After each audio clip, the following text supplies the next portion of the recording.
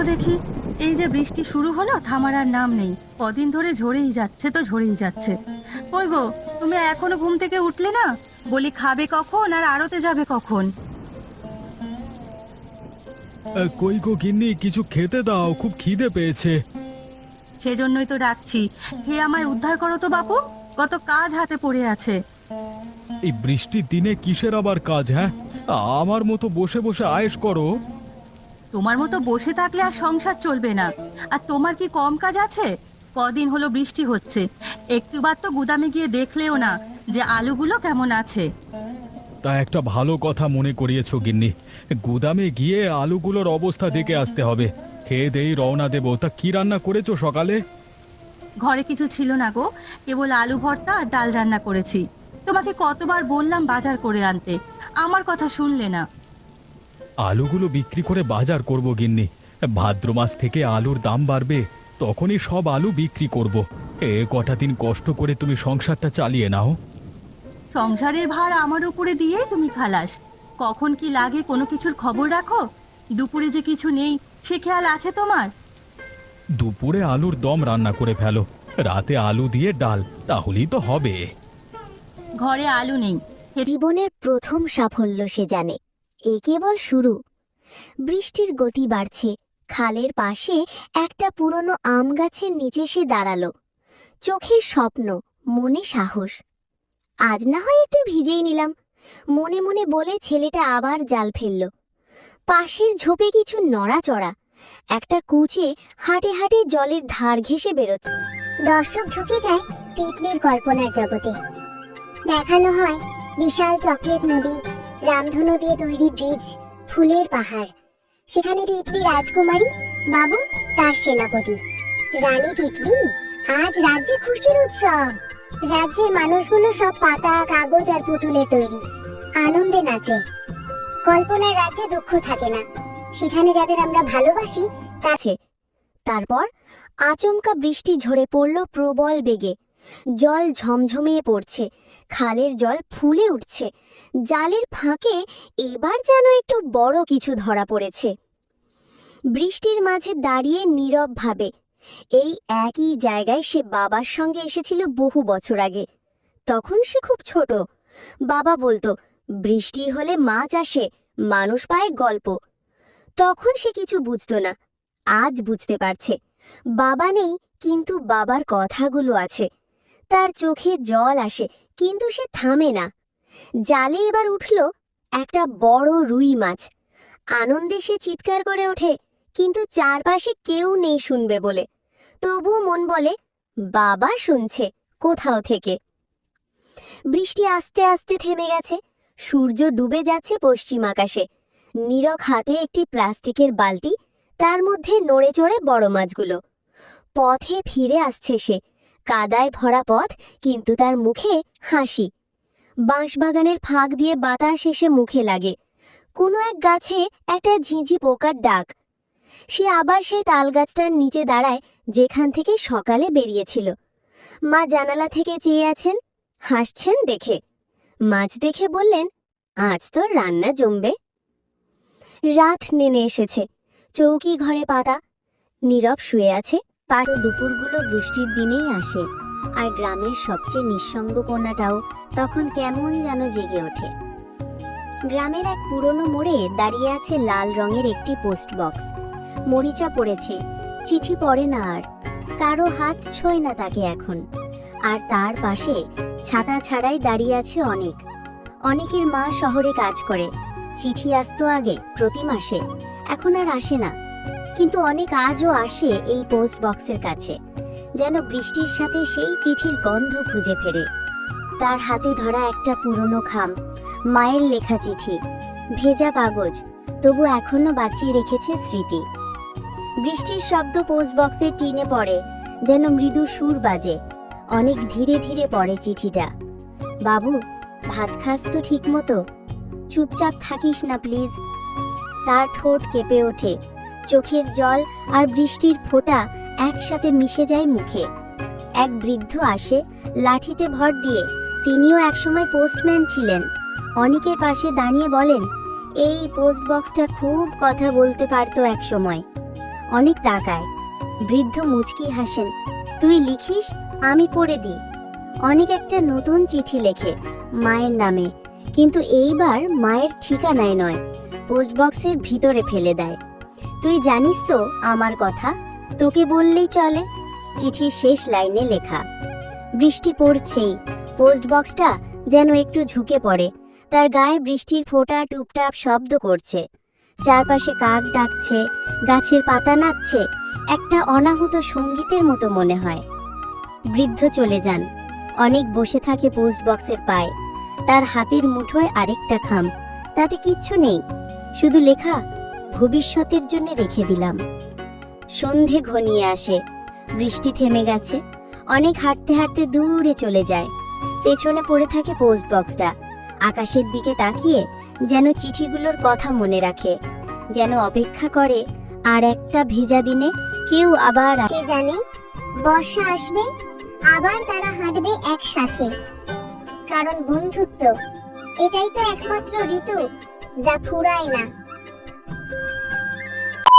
জীবনের সবচেয়ে শান্ত। খেলবো না, তুই আমার সবচেয়ে আপন। তিতলি কাদার মধ্যে পুতুলটা খুঁজে পায়, কোলে তুলে নেয়। সে ভিজে গেছে। তুই তো শুধু পুতুল না, তুই আমার স্বপ্ন। তিতলি ঘরে এসে বাবুকে শুকনো কাপড়ে মুছে আগুনের পাশে বসে। ভেজা কাদা শরীরটা আগুনের পাশে শুকোতে শুকোতে একটা ছোট্ট মেয়ের চোখে দেখা দেয় বড় কিছু। তুই তো শুধু কল্পনার বন্ধু না, তুই আমার সাহস। তিতলি কাঁথার নিচে বাবুকে রেখে তার পাশে বসে আঁকছে নতুন রাজ্যের ম্যাপ। তিতলির চোখ বন্ধ। দর্শক ঢুকে যায় তিতলির কল্পনার জগতে। দেখানো হয় বিশাল চকলেট নদী, রামধনু দিয়ে তৈরি ব্রিজ, ফুলের পাহাড়। সেখানে তিতলি রাজকুমারী, বাবু তার সেনাপতি। রানী তিতলি, আজ রাজ্যে খুশির উৎসব। রাজ্যের মানুষগুলো সব পাতা, কাগজ আর পুতুলের তৈরি, আনন্দে নাচে।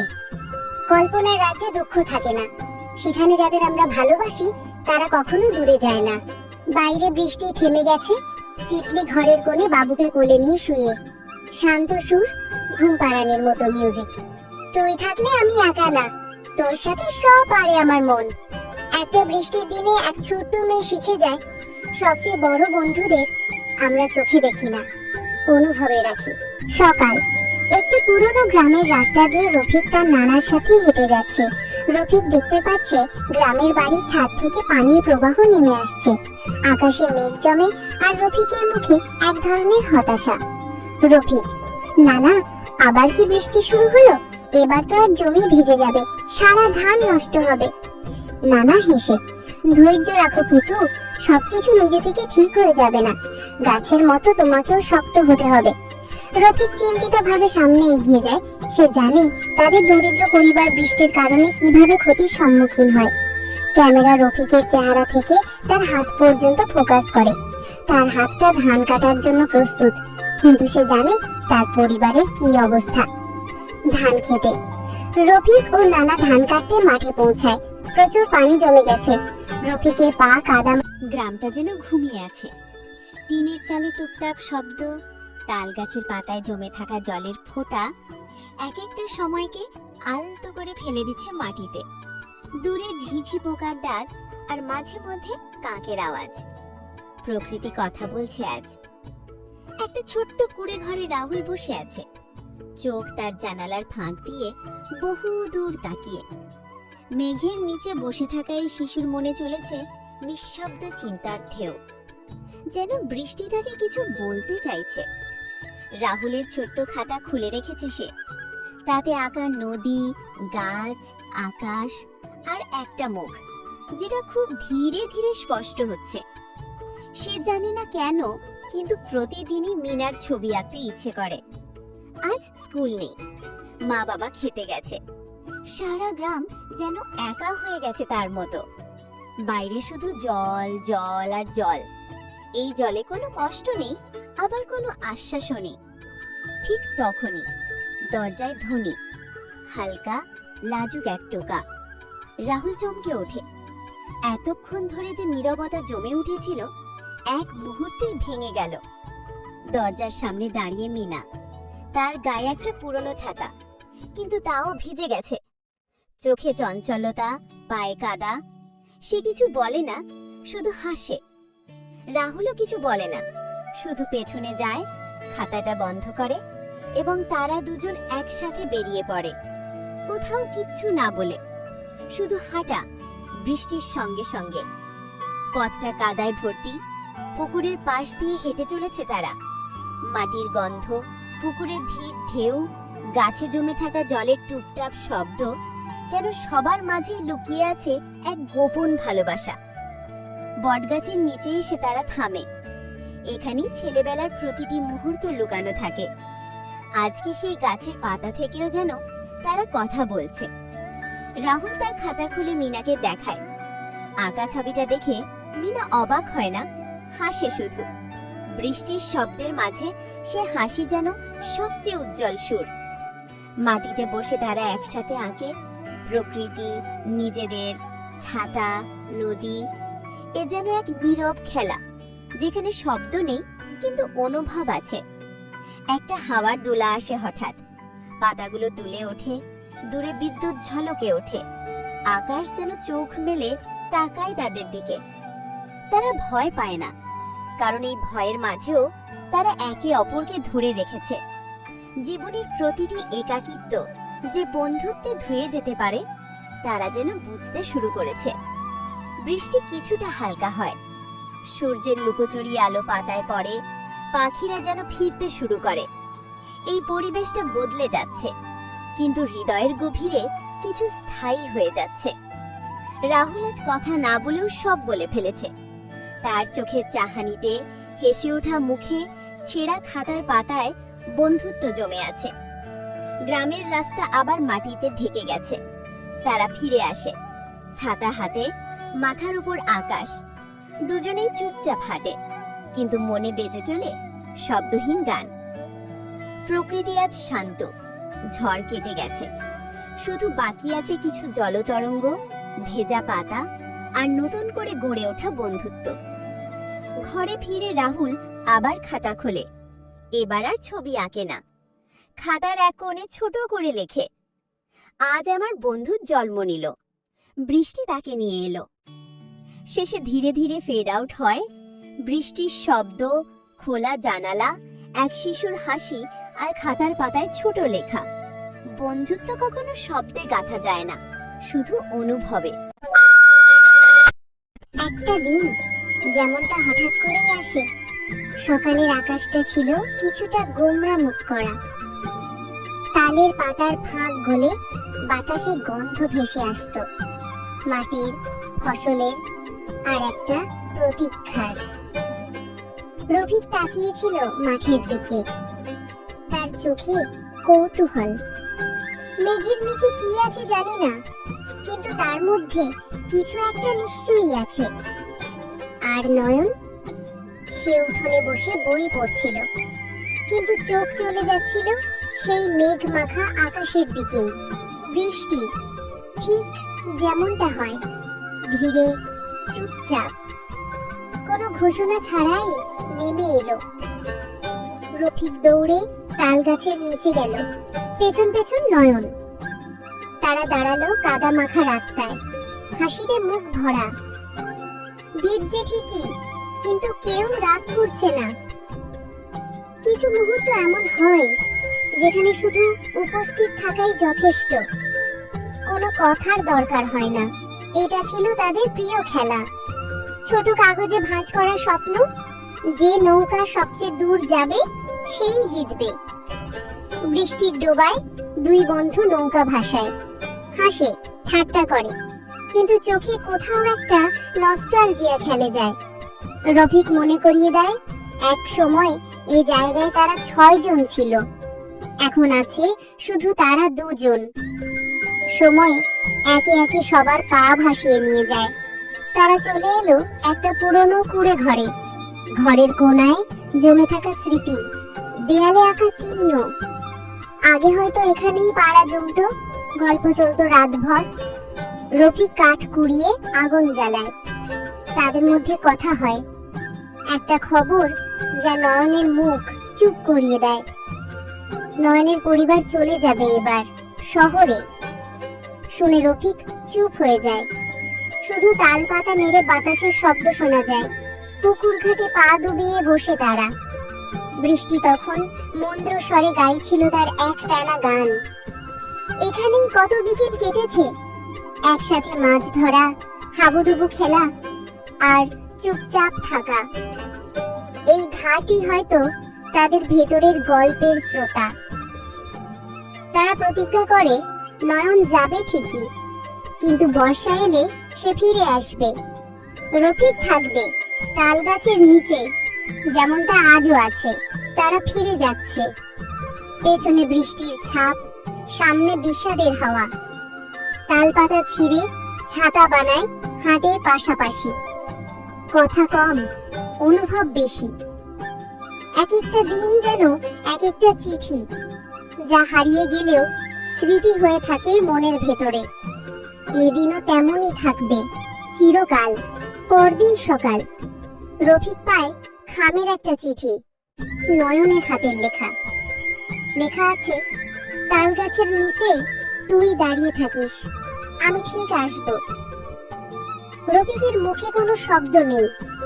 সে জানে বর্ষা আসবে, আবার তারা হাঁটবে একসাথে। কারণ বন্ধুত্ব এটাই তো একমাত্র ঋতু যা ফুরায় না।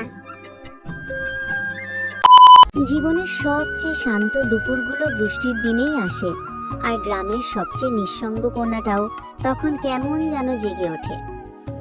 গ্রামের এক পুরনো মোড়ে দাঁড়িয়ে আছে লাল রঙের একটি পোস্ট বক্স।